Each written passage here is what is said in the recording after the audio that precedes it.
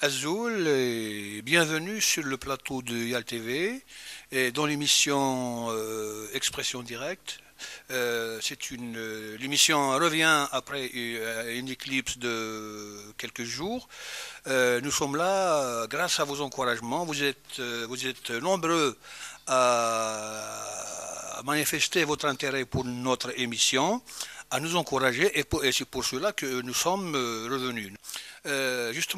Aujourd'hui, nous sommes là pour poser les problèmes les problèmes des citoyens à quelqu'un justement que vous avez choisi pour gérer vos problèmes. Nous sommes justement chez Monsieur le PAPUI, dans son bureau. Je vous dis, Monsieur le PAPUI, Monsieur Haroun Al-Aslamainik, sur le plateau de YAL TV. Dîner l'Aslaman Nagorak, parce que le bureau avec lui, nous allons discuter des problèmes de développement de la wilaya. Nous allons discuter de l'actualité de la PUI. Et c'est avec M. Haroun, justement, que je vais commencer. Ma première question, pour débuter notre émission, M. Haroun, je vous demande de vous présenter sommairement à nous, aux gens qui nous regardent à travers les caméras de YAL TV. Azul Filawan, il faut dire que c'est ma première sortie, donc c'est ma première interview et je suis content et heureux de l'accorder à une télévision sur le net, donc une télévision de proximité. Donc, salut, je salue tout le monde. C'est un plaisir que d'être avec vous en ce moment-là. Avec le bureau, l'Assemblée populaire de Wilaya, qui est M. Haroun. Donc, avant d'être là, j'ai été déjà élu. Donc, j'ai été un certain temps vice-président, j'ai été chef de cabinet. Mais j'ai fait autre chose dans ma vie, donc j'ai été aussi maire de la commune d'Aït-Ouadou pendant un mandat. J'ai accompagné Feu Aïssa Travah, l'ex-président de la PUI assassiné en 2006. Donc j'ai été son chef de cabinet, son conseiller. Donc j'ai traversé une bonne période de la région Anguille. Donc je suis un peu au fait des choses, de la vie, des problèmes. J'ai fréquenté comme le milieu politique, mais à côté, vous le savez, j'ai été artiste, je le suis, je l'espère encore, donc, parce qu'il y a toujours des moments où on s'exprime artistiquement. Voilà. J'espère que vous êtes aussi artiste dans la conduite des affaires de la PUI. Justement, est-ce qu'il y a un style, Haroun, justement, parce que vous entamez une nouvelle mandature, on vous attend sur beaucoup de choses. Comment justement vous envisagez votre travail à la tête de la PUI? Le style, peut-être que d'autres vous en parleront plus tard, les citoyens, la page d'Épinal, le oui-dire, tout le monde en discutera avec le temps. Je ne sais pas exactement si j'ai un style, mais je sais une chose, c'est que j'écoute. Et l'écoute est déjà une partie de la solution. Je reçois, j'essaie de recevoir le plus possible, le plus d'associations, le plus de comités de village, le plus de citoyens. La détresse humaine est criante, criante. Quel que soit l'effort des uns et des autres, il y a énormément de choses à faire. C'est vrai qu'on nous attend. On nous attend, j'allais dire entre parenthèses au tournant. Non, on nous attend sur beaucoup de sujets. Je sais que,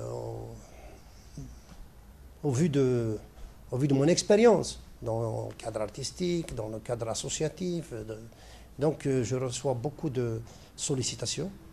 Et tous ceux qui viennent déjà avec l'idée que, le fait que ce soit Hussein Haroun, donc on a une chance que ce soit réglé. Donc les comités de village sont rassurés à leur retour, mais encore une fois, nous n'avons pas les moyens. La PUI ne dispose pas, la PUI n'est pas une institution ordonnatrice, ne dispose pas de budget La POUI accompagne, aide, intervient. Je l'expliquerai plus tard, mais tout atterrit finalement chez l'administration. C'est-à-dire que le système est construit de manière à ce que, quel que soit l'effort des uns et des autres, on aboutit toujours au Wali et on aboutit toujours au ministre de l'Intérieur ou au président de la République. C'est-à-dire que le système est ainsi fait. Maintenant, l'élu, son rôle, l'élu ne possède pas d'argent. Même l'élu local, même le maire, il ne dispose que de l'argent qu'on lui donne, parce qu'il n'a pas de ressources. Donc, quand tu dépends de l'argent qu'on te donne, qu'on t'accorde, qu'on t'alloue, tu n'as pas toutes les libertés. Donc, comment régler les problèmes? Déjà, éventuellement, certainement, par notre comportement, on peut déjà aider. En accompagnant, en défendant, en plaidant. Voilà, en plaidant des fois, on arrive quand même ensemble avec l'administration à régler des problèmes. C'est vrai que, comme vous le dites, la logistique est importante dans l'action quotidienne d'un élu, d'un président de la POUI que vous êtes. Mais il y a des actions quotidiennes. Tout à l'heure, j'ai parlé d'un style. Nous parlions hors micro, hors caméra, nous parlions du problème de communication, de vos relations avec l'extérieur, avec votre environnement, avec les citoyens, par l'intermédiaire de la presse. De la presse, justement. Si je reprends justement un petit peu, si je divulgue un petit peu le secret de notre discussion tout à l'heure, vous semblez reprocher quelque chose au travail. La presse ne fait pas assez, n'accompagne pas assez dans la POUI, le PAPOUI dans son action. Tout au moins, en ce début de votre mandature. C'est un peu trop facile, non, au contraire, je ne vais pas... Non, loin de moi l'idée d'avoir déjà la presse sur le dos. Au contraire, la plupart, c'est des amis. La plupart, nous avons déjà travaillé ensemble, traversé une période ensemble. Je dis juste que la presse doit s'intéresser beaucoup plus à l'élu. L'élu local, l'élu, de toutes les manières, c'est trop facile de dire « Ah, de toute façon, qu'est-ce qu'ils font, les élus? De toute façon, la justice s'en occupe. » Non, vous avez l'élu, il est choisi par un vote, par le peuple. Il est là. Vous avez l'administration qui est payée. De toutes les manières, eux, ils sont payés pour faire ce qu'ils font. Ils reçoivent de l'argent pour faire ce qu'ils font. S'ils le font, déjà, ils s'acquittent d'une tâche. Ils sont payés pour la faire. S'ils la font bien, donc on peut leur ajouter un plus. Ils la font bien. S'ils la font très bien, ils arrivent à faire autre chose que cela. Là, on dit, parce qu'ils vous reçoivent en plus. Par contre, l'élu, il a une charge exceptionnelle et il n'est pas payé pour. Non seulement il n'est pas payé pour, mais des fois, jusque-là, maintenant, on parle d'un certain salaire, de certaines indemnités qu'on accorde aux élus. Mais avant cela, l'élu se déplace, se casse la tête, et on ne reconnaît même pas son mérite. Pourquoi? Parce qu'il est mis d'une manière un peu, j'allais dire, presque naturelle. Parce que on est ainsi fait, on a habitué les gens à réfléchir ainsi. On le met toujours devant la vindicte populaire. Ah, c'est le maire qui a fait ça. Ah, c'est le maire qui a fait ça. Et tout le monde s'accorde à le dire. Mais en réalité, le maire n'a pas les moyens. N'a du tout pas les moyens. Donc il faut l'aider, il faut l'accompagner. Si la presse écoute un peu plus les élus locaux, ils ont des choses à dire. Tous les élus locaux. Mais que la presse s'intéresse à eux, pas d'une manière à l'avance péjorative. Qu'elle s'intéresse à eux en tant qu'élus. Et voir, de toutes les manières, s'il y a les acteurs du développement au niveau d'une wilaya, nous avons l'élu qui joue un rôle, mais nous avons l'administration qui joue un grand rôle. Une école qui se construit dans n'importe quelle région, dans n'importe quelle mairie, elle est inscrite par la wilaya. Elle est inscrite par le secteur. Des fois, avec le consentement, des fois sans le consentement. Nous allons, si vous le permettez, parler justement des prérogatives des uns et des autres. Je continuerai justement sur ce thème-là de la communication. Dernièrement, notre wilaya a vécu des événements que je peux qualifier de tragiques. Il y a eu des cas de mortalité maternelle. Ça n'est jamais arrivé avec cette récurrence dans le temps. Mais La presse a présenté l'événement avec des relents de scandale, si je peux me permettre. Mais on n'a pas entendu la POI communiquer, intervenir dans le débat qui a mis en cause quand même, dans lequel beaucoup mettent en cause la première autorité de cette wilaya, je veux dire l'autorité sanitaire. Oui. Bon, là, ça va vraiment à l'envers des choses, quoi. C'est-à-dire Oui. que ma première sortie, dès que je suis installé, c'était à Sbihi. Et c'était une sortie surprise. Et j'avais appelé la presse.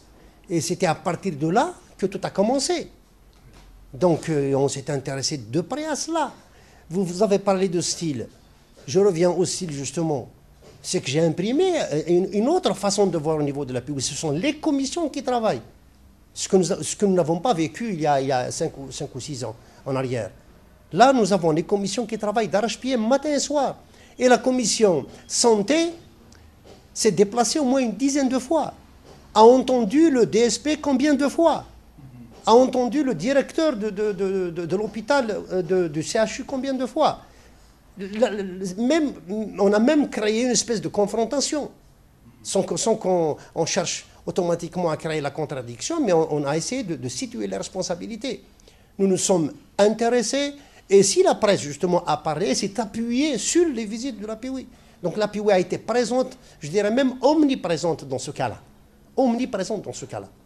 Et si la dépêche de Kabylie, qui a bien suivi le travail, a écrit des papiers, en citant tout le temps l'Assemblée populaire de Wilaya, le président de la commission, les réunions qui ont eu lieu, et c'est à partir de là que des solutions sont proposées. Et ce point-là est inscrit à l'ordre du jour de la session qui aura lieu le 17. Donc de ce côté-là, on n'a pas grand-chose à se reprocher. Nous faisons notre travail de contrôle, mais cela dit, on n'est pas arrivé au stade de créer une commission d'enquête. Une commission d'enquête.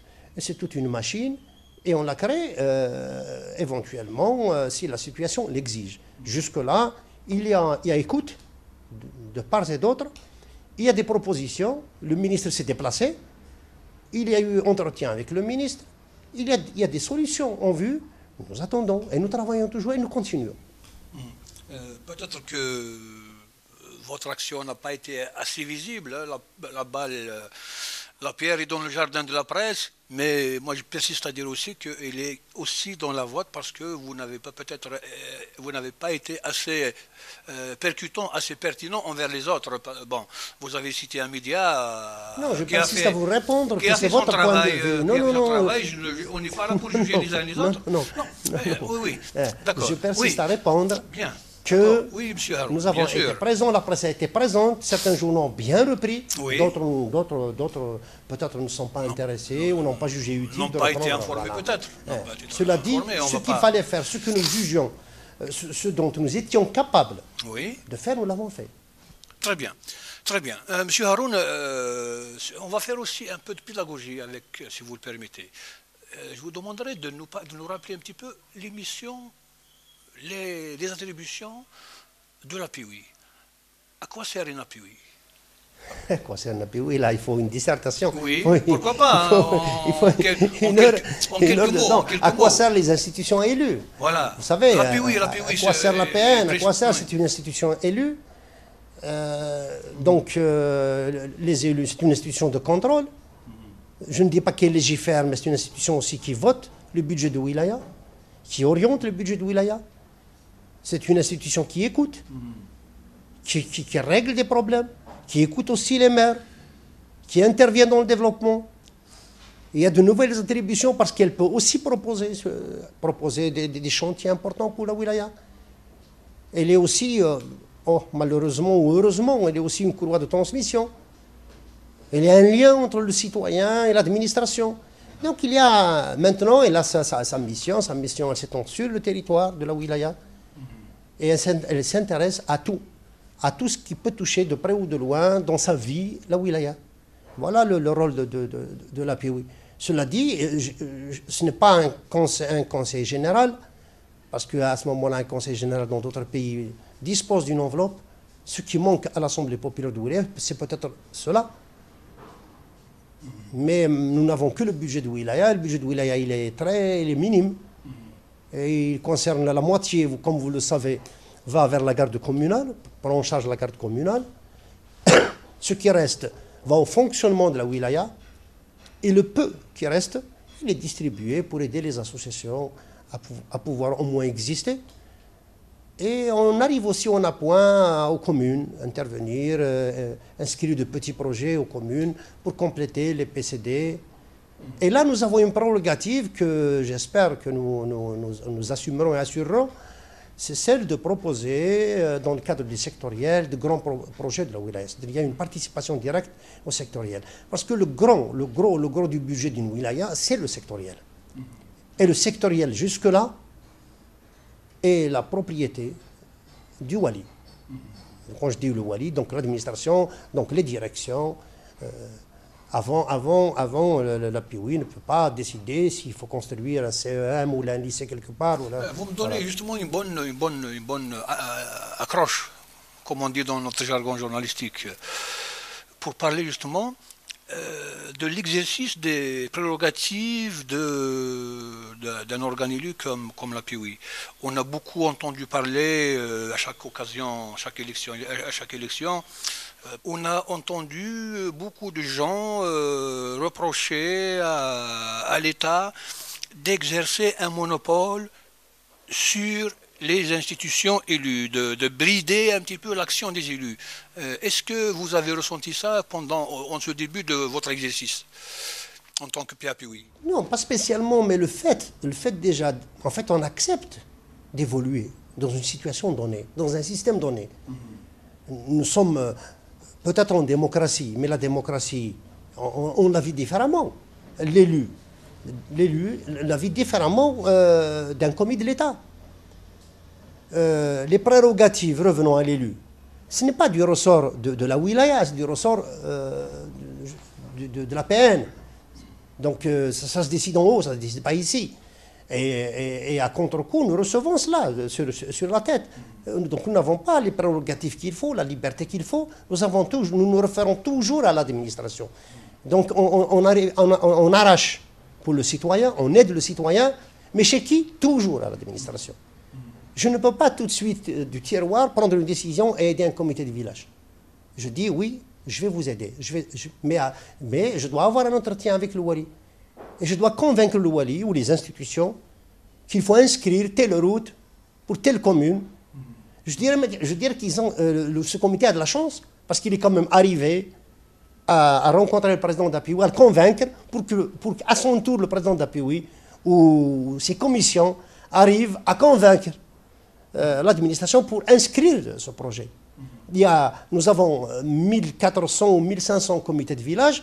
Il y a peut-être 30, 40 qui arrivent à cela. C'est comme les citoyens. Nous avons combien de citoyens qui souhaiteraient rencontrer un responsable pour régler un problème. Mais certains arrivent. Parmi certains qui arrivent, certains arrivent à satisfaire leurs requêtes, d'autres non. Donc vous voyez, nous n'avons pas toutes ces prérogatives. Mais ce n'est pas la faute de tel ou tel, ce n'est pas la faute d'une personne. C'est la faute d'un système. Oui, le système est ainsi fait. Pour le changer, nous sommes tous ensemble là pour le changer. C'est-à-dire qui? Nous, en tant qu'élus, la presse, les citoyens, les associations, la politique en général. Nous travaillons dans ce sens. Rechercher la démocratie, c'est cela. C'est notre lutte, depuis 80 ou avant. Bon, maintenant, il y a des acquis. Ce n'est pas suffisant. Il faut toujours se battre. Il faut toujours lutter pour avoir plus d'espace. Et vous-même, M. Haroun, est-ce que vous ne ressentez pas une certaine frustration, justement, par rapport à tout ce que vous êtes en train de... à tout le tableau, à toute la situation que vous êtes en train de décrire? Vous arrivez dans votre bureau, vous dites aujourd'hui, voilà, j'ai noté dans mon agenda de faire ceci, de faire cela, et je ne peux pas le faire. Est-ce que vous êtes arrivé à ce genre de situation, d'état d'âme? C'est pas que je ne peux pas le faire. Je vais vous dire une chose. Quand on est là, on a un choix. Dès le début, dès qu'on arrive, on se dit, c'est la guerre. Là, vous êtes une institution, vous êtes coupé avec l'autre institution, ça veut dire la wilaya. Chacun de son côté, on agit Et là, c'est difficile d'avancer. Oui. Maintenant, nous avons l'autre solution. L'autre solution, c'est être en symbiose avec l'administration. Quand on va de pair, on a le même objectif, le développement. On a le même objectif, le développement dans tous les sens. Avancer, assurer le bien-être aux citoyens. Et quand c'est partagé, quand celui qui a le portefeuille et celui qui propose, celui qui légifère, s'ils vont de pair, tant mieux pour le citoyen. Je ne provoquerai pas le clash pour le plaisir de le provoquer, pour faire plaisir à X ou à Y. Mais s'il arrive, je le gère. Nous, on avance, on propose, nous avons des sessions pour le faire, nous avons des commissions qui se réunissent tous les jours. Tous les jours. Maintenant, nous avons 9. Avant, il n'y avait que 3, mais nous avons 9. Et ils sont permanentés, leurs présidents. Donc, il y a un travail quotidien. Et chaque jour, nous avons une moyenne d'une centaine de requêtes valables à défendre. Et ces requêtes-là, ils doivent trouver oreille chez qui de droit. Jusque-là, je le dis, jusque-là, je n'ai pas rencontré de problème. Jusque-là, au contraire, il y a pas seulement une écoute, mais il y a un partage de vision sur pas mal de situations. Jusque-là, on épouse des fois nos propositions. On a des idées, les idées, directement, elles sont prises en charge. Et il y a un cadre, ce cadre, nous le partageons. Donc, jusque-là, quand je dis jusque-là, ça fait 45 jours que je suis installé, donc on n'a pas encore... Et dans le cadre de la nouvelle majorité, est-ce que les rouages sont bien huilés? Est-ce que le courant passe? Vous savez...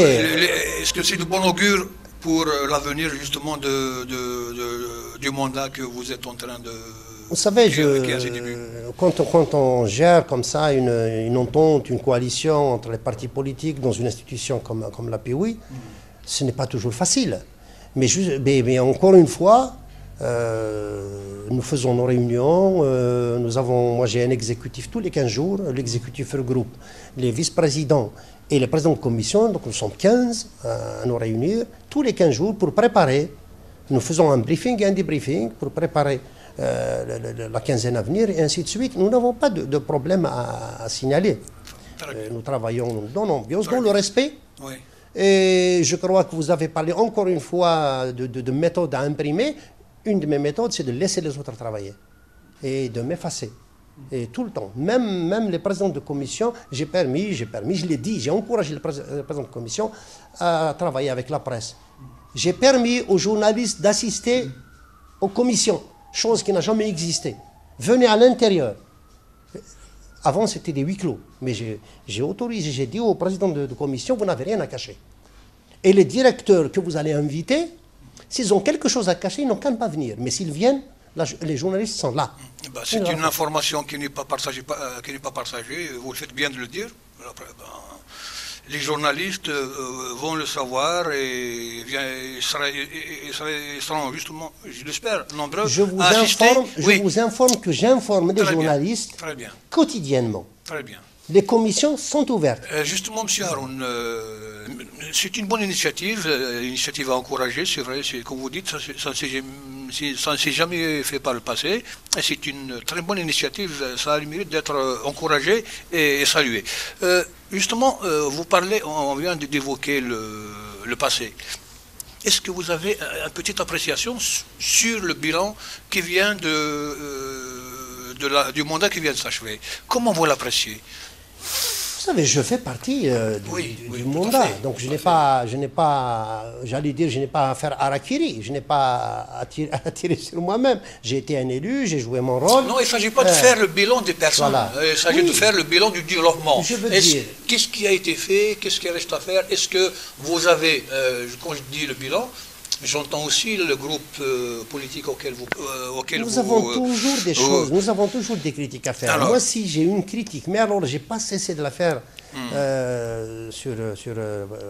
à l'adresse de l'ancienne équipe, c'était de ne pas permettre aux commissions d'exercer leur travail. C'était de pallier, c'était de trouver des subterfuges et une autre façon de gérer qui n'a pas toujours permis à l'élu de s'exprimer. mais je l'ai crié déjà quand j'étais élu. Ah, c'est bon, c'est bien de le rappeler, ça va faire débat. Et là, je dis que nous avons des élus, et ces élus-là représentent tous les partis politiques. Oui. Et la meilleure façon de donner l'opportunité à un parti politique de s'exprimer dans une assemblée, c'est de le faire avec son groupe, c'est de lui permettre en tant qu'élu, parce qu'il participe obligatoirement par prorata aux commissions. Et quand on exerce son rôle, sa fonction d'élu dans la commission, il n'y a pas meilleur terrain. Donc cela, nous l'avons raté. Et là, quelque part entre parenthèses, je me venge. Alors j'ai permis la totalité, la mobilité, activité, la totale mobilité, activité des élus dans les commissions, dans l'exécutif qui se réunit tous les jours, tous les 15 jours. Il y a aussi le bureau de la POI qui se réunit une fois par semaine. Et les directeurs, plutôt les chefs du groupe seront invités. D'ailleurs, le groupe sera invité la semaine prochaine pour pour partager un moment, pour discuter un petit peu de la situation politique de la wilaya. Donc, les chefs du groupe, des 4 groupes qui composent la PUI. Moi, ce qui m'intéresse, c'est la concertation. Travailler avec tout le monde. Mais alors là, sans arrière-pensée. Encore une fois, c'est le style Haroun, si je peux me permettre. Voilà. On va parler maintenant, M. Haroun, des défis. Défis de développement qui attendent de la wilaya. Qu'est-ce qui a été fait et qu'est-ce qui reste à faire? Nous avons beaucoup de gens, vous en tant qu'élus, même l'administration, avait par le passé fait le constat d'une certaine inertie dans la réalisation de certains projets, dont des projets tardent à être menés à leur terme, des budgets ne sont pas consommés.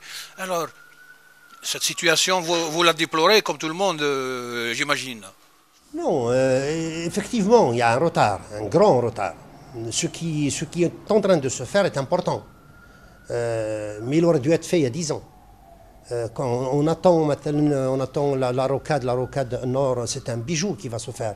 Mais ce n'est pas encore fait. Mais ça se fait, ça avance. Nous avons un stade, un merveilleux espace qui n'est pas fait, mais il aurait dû se faire il y a 10-15 ans. Donc nous avons un retard. Cela dit, ce qui va être inauguré dans 2 ans est important pour la Wilaya Tizi Ouzou. Nous allons avoir une autoroute qui va vers Azazga, donc qui sera fait. Nous allons avoir un chemin de fer qui sera réceptionné. Nous allons avoir un grand stade. Nous allons avoir la nouvelle ville. C'est très important.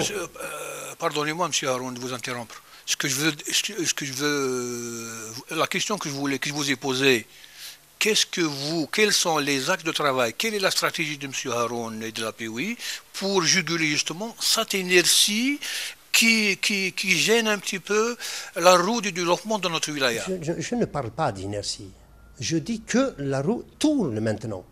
Si on parle d'une inertie, si on parle d'un retard, le retard est accusé. Ça y est. Je ne parle plus de retard. Nous sommes maintenant dans une situation où dans 1 année, 2 ans, nous allons inaugurer tous ces grands projets. Et nous allons inscrire d'autres projets qui sont très importants. Très bien. Voilà, donc nous intervenons pour l'inscription. Nous sommes en train, maintenant, moi, juste après la session du 17, je vais faire pendant 1 mois ou 2 mois la visite de tous les ministères. Et essayer d'arracher, de gagner justement ce retard. Vous savez qu'en cette année-là, on ne nous a pas inscrits de sectoriel. Et c'est à déplorer. Mais le problème de consommation fait qu'on ne peut pas avoir encore de l'argent puisqu'il y en a. Il faut terminer ce qu'il y a. Vous voyez, c'est une chose qui existe. Elle est là. Alors maintenant, ce que nous allons faire, c'est faire accélérer les choses. C'est être là. C'est pousser cette machine à aller mieux. Oui. Inscrire des projets qui sont très importants, qui ne sont pas encore inscrits à notre actif. J'ai parlé du CHU, mais je parlerai aussi des pôles d'excellence qu'on doit inscrire du côté du sud, qui a été toujours négligé, côté de Al-Mizan, Tizernif, Bornéo. Nous avons des pôles d'excellence partout, mais ce côté-là est complètement ignoré. Moi, je susciterai justement je ferai tout pour je ferai tout pour que les investisseurs reviennent. Il y a un grand problème. Alors, justement, parlons justement de ce problème. les accompagner. Qu'est-ce que vous allez faire pour faire revenir les investisseurs? les rassurer, et je suis en train de le faire en tant que président d'API, je les reçois, je les rassure. Une annonce, Voilà. une première annonce, oui. De faire en sorte que le Calpi se réveille. Nous avons déjà des entretiens avec M. Louali pour réveiller ce monstre, entre parenthèses, parce qu'on ne parle que de ça, le Calpi. C'est quoi le Calpi? Non, ce sont des directeurs, ce sont des responsables. Il faut qu'ils se réunissent et qu'ils donnent des accords nécessaires pour que les investisseurs s'installent. Alléger, réfléchir, faire en sorte que ce soit bien, que ça marche. Il y a des moyens, il y a une façon d'agir. Et quand on rassure, on arrive à avoir des investisseurs. Je le dis à ceux qui viennent ici, à ceux qui veulent s'installer, que je reçois ici. Qu'est-ce que vous apportez? N'attendez pas à ce qu'on vous donne tout. Vous voyez des gens qui viennent, j'ai une idée. Alors, et pour la matérialiser cette idée, qu'est-ce que vous voulez? Lui, il n'a rien, il n'a que l'idée. Il arrive et vous dit, vous me donnez tant d'hectares, vous me donnez ça, je viens, je vais m'installer. Mais Arjo, vous êtes un investisseur, d'abord vous apportez quelque chose. Et à nous de vous faciliter justement pour que votre apport puisse être fructifié et être utile et bénéficier à notre région et à nos citoyens. Donc de ce côté-là, on parle de sécurité. Il y a un travail qui se fait vis-à-vis de la sécurité. Ce n'est pas de mon domaine, mais du domaine de, j'allais dire, de tout le monde. Nous aspirons tous à la sécurité. C'est très difficile à régler ça. C'est très difficile. Parce que c'est dans les mentalités, dans la politique, dans la société. On ne peut pas du jour au lendemain dire que vous venez, on vous garantit, vous allez travailler, votre fils ne sera pas kidnappé, on vous signe. Vous savez, c'est des risques à prendre. D'autres les prennent, ici ou ailleurs. Donc il faut rassurer qu'on est là, qu'on prend les mêmes risques qu'eux, de toutes les manières. Le jour où j'ai accepté d'être élu, d'être président d'API, je partage les mêmes risques que tout le monde. Chacun de nous doit payer un petit peu de son temps, de sa poche, de sa tête, de tout. Si on veut vraiment faire quelque chose pour cette wilaya, c'est cela. C'est un petit sacrifice. Chacun doit donner du sien. J'avais dit une phrase, j'espère ne pas la regretter. On m'a dit, qu'est-ce que vous souhaitez pour la wilaya de Tizi Ouzou? J'ai dit, je voudrais en faire un tableau de peinture que je vais signer à la fin de mon mandat. Tout le monde a trouvé que c'est beau. Mais je voudrais bien le faire. J'ai peur que 5 ans plus tard, je n'arrive pas à peindre ce tableau. Je pars sans le signer. Et là, ça va être difficile pour moi. C'est pour ça que j'ai besoin, j'allais dire, j'ai besoin d'aide. Tout le monde a besoin d'aide. Je veux rendre Tizi Ouzou propre. Quand je dis Tizi Ouzou, la wilaya de Tizi Ouzou. J'ai dit que ce n'est pas une fatalité. Oui. J'ai dit qu'il faut s'étonner quand il y a saleté. On ne va pas s'étonner quand c'est propre. Et là, chez nous, on s'étonne quand c'est propre. C'est incroyable. C'est le monde à l'envers. Saleté, entre guillemets, parlons justement pour parler de l'environnement, parce que fatalement, lorsqu'on parle de l'environnement chez nous, dans notre wilaya, automatiquement, le mot saleté vient à l'esprit. Oui. Alors d'abord, votre constat est on va pas rester dans le constat parce que cela fait quelques années qu'on fait le même constat. Mais qu'est-ce que la nouvelle API va apporter de nouveau pour juguler ce problème, M. Haroun? Non, nous travaillons dans ce sens. Nous avons déjà une petite proposition, on l'a déjà faite, c'était encourager les communes les plus propres. C'était de donner 1 milliard pour une commune, et c'était un concours. Encourager les villages les plus propres, avec une enveloppe. Nous l'avons fait. Ça a été annulé, ça a été supprimé pendant un mandat.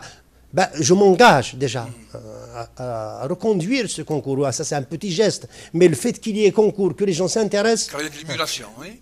Encourager toutes les associations qui travaillent dans l'environnement. Mais surtout, c'est clair, net et précis, faire en sorte que ce problème-là de décharge à ciel ouvert ne soit pas une fatalité. Un maire, quand il voit cela, il faut qu'il s'en inquiète. Le Wali doit s'en inquiéter. Moi, je m'en inquiète. Quand je passe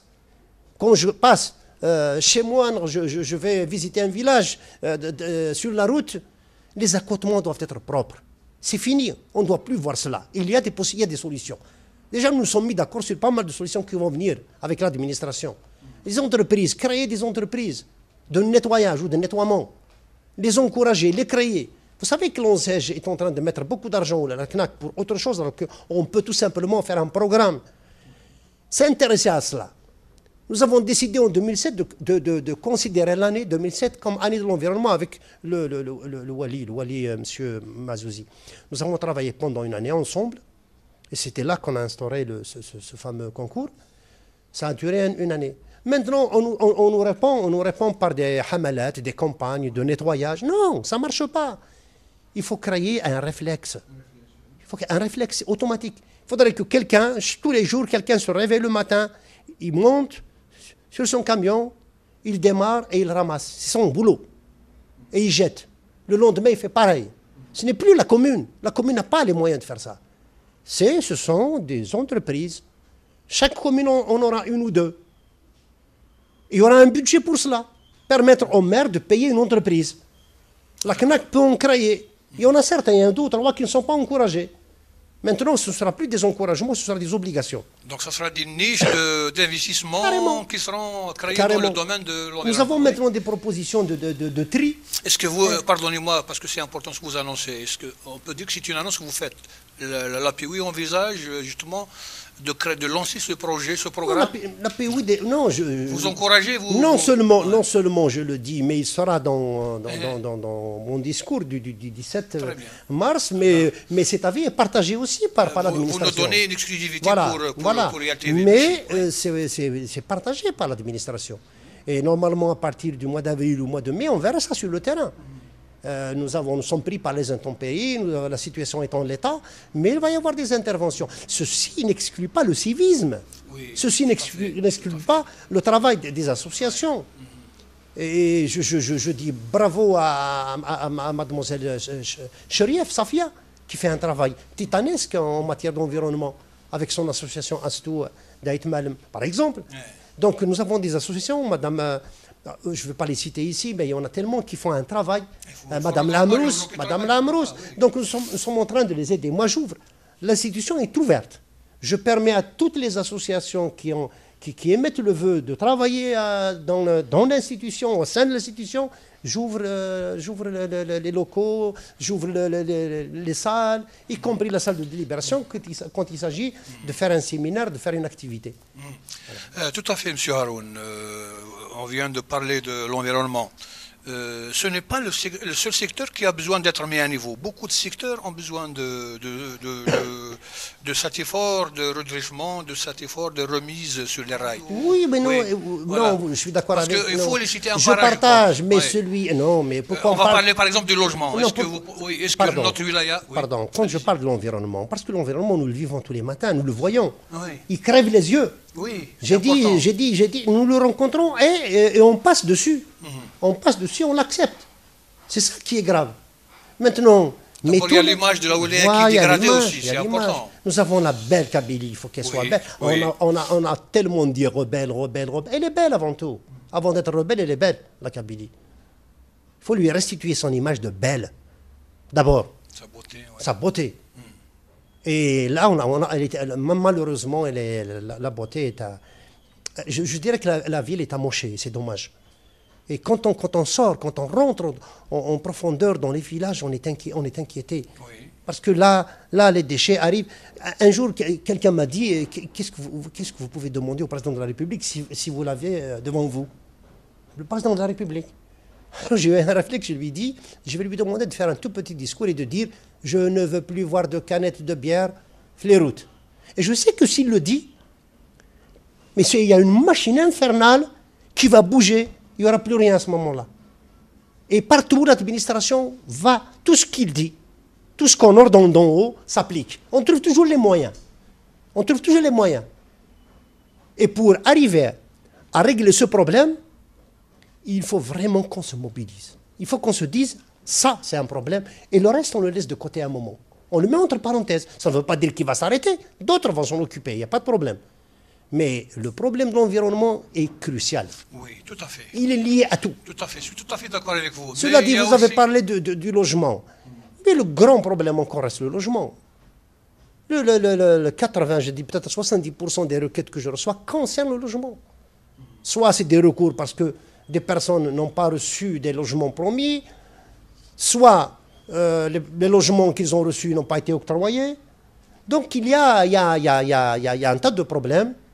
Mais on nous présente un grand problème, un grand projet de logement au niveau de Oued Fali. Donc nous avons, et au niveau des communes, donc nous avons un programme. Ce programme-là, il faut le réaliser aussi.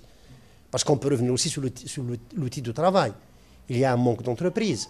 Encore une fois, on reviendra au problème sécuritaire. Oui. Donc vous voyez, c'est une chaîne. Tout est lié, oui. Mais cela dit, les citoyens ont leurs problèmes, qui sont les nôtres. Nous vivons les mêmes problèmes. Et nous travaillons ensemble pour les solutionner. Autre chose aussi, il y a un autre secteur qui constitue un atout pour notre wilaya et qui reste aussi à la traîne. Je veux parler du secteur touristique. Vous savez, le secteur touristique, oui. Quand je dis environnement, je dis aussi tourisme. Oui, c'est lié, oui. Oui. Moi, j'ai toujours déploré l'état déjà de nos hôtels, l'état de nos stations. Quand je vois Taléguilef, j'ai le cœur brisé. Nous avons cette chance d'avoir la mer, la montagne, la forêt. Nous avons des sites merveilleux. La Kabylie, c'est le tourisme. C'est un secteur délaissé. C'est un secteur délaissé. Oui. Bon, encore une fois, on revient aux raisons sécuritaires. Mais il n'y a pas que ça. Peut-être qu'il y a l'urgent. On a toujours parlé au plus urgent. On s'est toujours occupé. Encore une fois, on ne réalise que dans l'urgence. On n'a pas encore atteint le degré de croissance du développement pour pouvoir décoller, réfléchir, ajouter, penser à l'agréable, quand l'utile nous harcèle. On est dans l'utile. Alors pour certains, le tourisme est l'agréable. Alors qu'en réalité, le tourisme c'est une source de revenus, c'est un levier économique très important. Oui, quand je parle uniquement de l'accompagnement du barrage de Taxept, quand on voit qu'il n'y a rien, oui. Rien, alors qu'on peut faire des berges, quelque chose d'extraordinaire, quelque chose de beau. Justement, vous faites bien d'en parler, voilà. M. Haroun. L'Assemblée précédente a initié un projet en partenariat avec une association, avec un financement, je crois, étranger. Qu'en est-il justement de ce projet? Est-ce que vous comptez le relancer, le remotiver, cette action? Oui, j'ai reçu M. Hendrich, mais c'est avec plaisir. Oui. Ce qui a été entamé par mes prédécesseurs, il n'y a aucune raison pour le mettre de côté, au contraire. Non, justement, est-ce que les choses sont en train de se mettre en place? Les choses sont en train de se mettre en place, mais encore une fois, je m'excuse, mais ce sont de petites choses, ce sont des agréments. Ce ne sont pas des grands projets. C'est une association qui intervient comme tant d'autres. C'est un programme intéressant, mais ce n'est pas un programme qui règle le tourisme. Qui règle. On a besoin d'espace, on a besoin de stations, on a besoin de bâtisses, on a besoin d'hôtels, on a besoin de restaurants, de cafés propres, on a besoin d'aires de jeu, on a besoin de beaux espaces d'accompagnement. Mais on a besoin aussi de créer des zones touristiques. Et on a besoin aussi de faire de belles plages. Et on a besoin de faire de très très beaux hôtels, mais surtout des auberges. Vous savez, par exemple, le tourisme de montagne, c'est extraordinaire. Imaginez que dans tel village, il y a quelqu'un qui loue les petites maisons de village aux touristes. Ils savent qu'en venant là, c'est un point de chute. Ils savent qu'ils vont être reçus et ils vont manger. Ils vont se nourrir, ils vont dîner du terroir. Donc ils vont toucher au mets du terroir. Et ils vont se déplacer, être transportés en montagne et revenir le soir dans des petites maisons. Tous les comités de village peuvent faire cela, mais aussi des privés qui pourront se lancer dans ce petit tourisme de montagne qui est très bien. Nous avons les auberges. Il y a un grand manque. Il faut en créer, il faut encourager celles qu'il y a. Les jeunes doivent se déplacer. Et quand ils se déplacent, ils ne peuvent pas se permettre les grands hôtels. Tout cela doit être encouragé. Oui. On y travaille. Il y a un patrimoine aussi à valoriser, ça aussi c'est le rôle. Il y a un patrimoine à valoriser. Est-ce que les choses se font, est-ce qu'il y a des actions suffisantes justement pour valoriser justement ce fabuleux trésor dont dispose la Kabylie? Vous savez, nous avons une commission assez forte dans ce sens, donc qui s'occupe du tourisme. Nous avons une bonne commission aussi qui s'occupe de cela, de l'environnement. Donc nous avons beaucoup de commissions qui travaillent d'arrache-pied, qui se réunissent tous les jours. Alors le constat que vous avez fait justement. Voilà. Il y a un travail qui se fait dans ce sens. Nous avons déjà, des acquis. En ce qui concerne par exemple les grands hôtels, ils sont pris en charge. Avec la visite du ministre, nous avons l'hôtel Amraoua qui va être réhabilité. dans sa totalité. Nous avons l'hôtel Beloua, nous avons l'hôtel El Khadija qui seront repris. Nous avons maintenant, on s'occupe de l'hôtel Tel Aguilef, donc qui va être aussi réhabilité avec une mise à niveau. Tout cela va dans ce sens. Mais encore une fois, nous appelons aussi, nous encourageons et nous appelons les investisseurs dans ce sens-là. Que ceux qui ont des idées, que ceux qui pourront construire des hôtels touristiques ou d'autres espaces liés au tourisme, ils viennent. De toute façon, ils trouveront écoute et ils trouveront aide. J'espère que votre appel va susciter des initiatives qui vont aller dans le bon sens du développement de la wilaya.